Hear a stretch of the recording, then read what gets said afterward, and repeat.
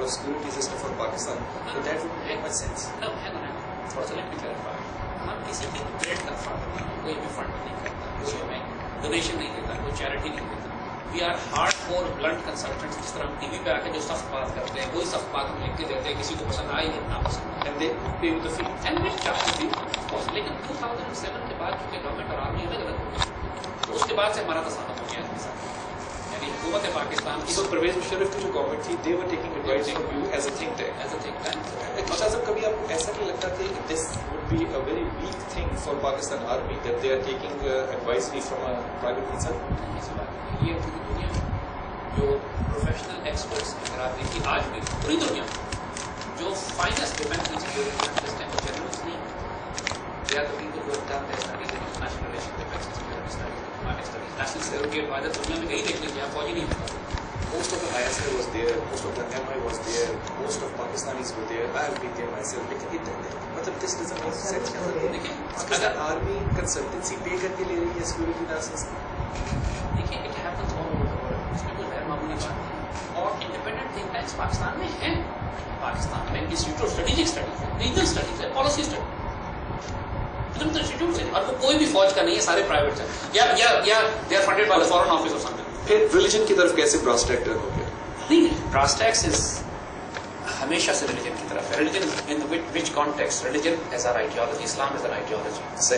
Religion کا ہم کوئی سیکٹیرین مفہوم نہیں لیتے ہیں. ریلیجن ہمارے نزدیک وہ آفاقی کانسیپٹ ہے کہ جو انسانیت کو اپیل کرتا ہے, جو ہماری اس قرون اولیٰ کے دور کو اپیل کرتا ہے جس کو ہم خلافت راشدہ کہتے ہیں, جو قرآن و سنت تو ہمارا بینچ مارک ہے, ریفرنس پوائنٹ ہے, اس میں کبھی بھی ہمیں کوئی شرمندگی نہیں تھی.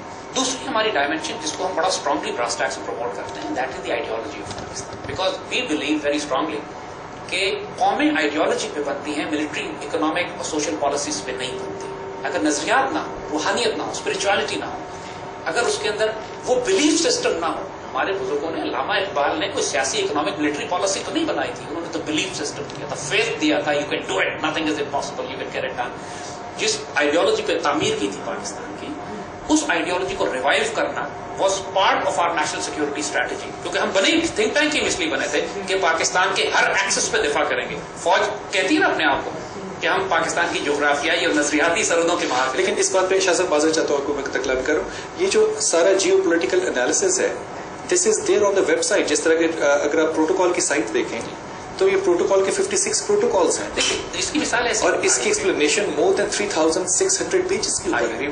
لیکن پاکستان اسپیسیفک نہیں ہے. ہوتا ہے جس طرح پاکستان کا چیپٹر ہے اس میں.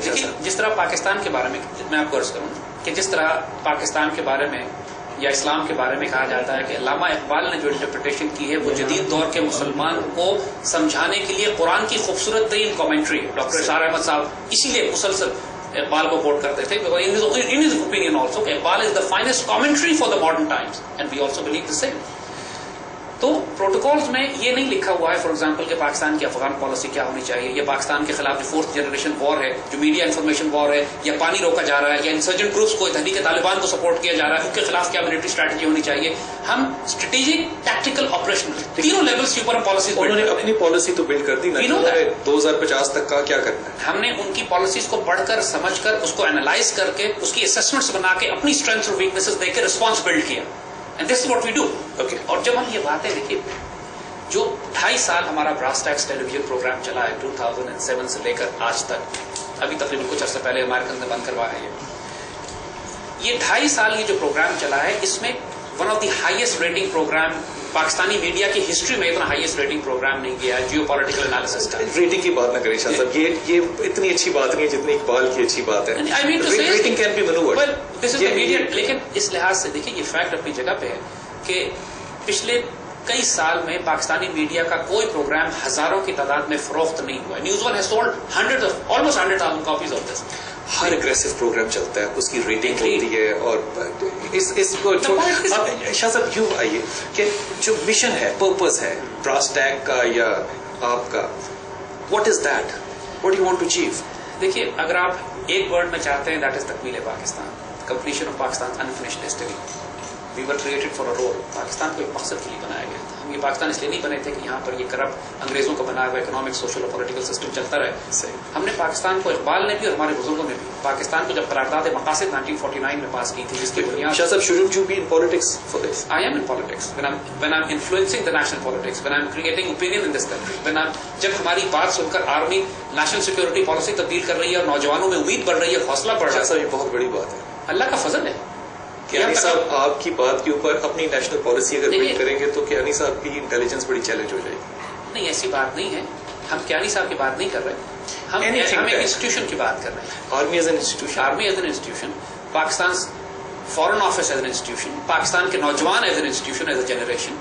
اللہ کے فضل سے ہماری باتوں کا امپیکٹ ہے. اگر یہ امپیکٹ نہ ہوتا تو مشرق اور مغرب میں اتنا وائلنٹلی امریکنز اور انڈینز اور پاکستان کے اندر جو سب نیشنلسٹ سیپریٹسٹ ایلیمنٹس ہیں, جو دہشت گرد ایلیمنٹس ہیں, ہمارے خلاف اتنا وائلنٹلی ریئیکٹ نہ کرتے.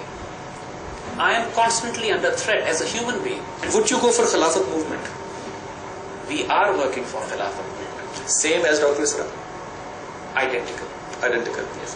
اور with the differences کہ دیکھیے ہم اسٹیپ بائی اسٹیپ اس کو اس طرح لے رہے ہیں کہ پہلے ہم خلافت کی بات نہیں کر رہے, ہم خلافت راشدہ کے ماڈل کی بات کر رہے ہیں. مطلب یہ saying کہ implement those systems first. ٹھیک, بعد میں اس کو خلافت کہہ دیں, جو مرضی کہہ دیں. فی الحال آپ اس کو صدارتی نظام بھی کہہ سکتے ہیں, فی الحال آپ اس کو امیر اور سلطان بھی کہہ سکتے ہیں. Not necessarily you call it خلافت.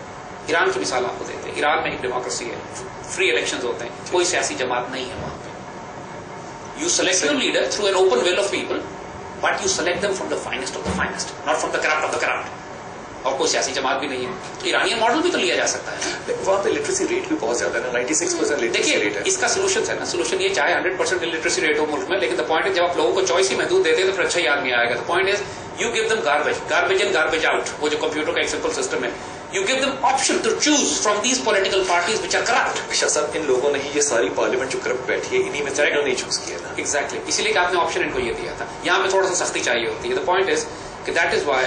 شاہ صاحب پھر یہاں پہ پتہ ہے ایلیگیشن کیا لگے گا؟ کیا آپ ڈکٹیٹرشپ کو سپورٹ کر رہے ہیں؟ نہیں, اس پہ ایلیگیشن یہ لگے گا کہ I am right and you must select. لیکن شاہ صاحب یہ بات تھوڑی سی ادب کے ساتھ یہ مد نظر رکھیں کہ یہ جو ساری باتیں ہم کرتے ہیں جس کو ہم ایجوکیشن کہہ رہے ہیں یوتھ کو, this is all available also on Google.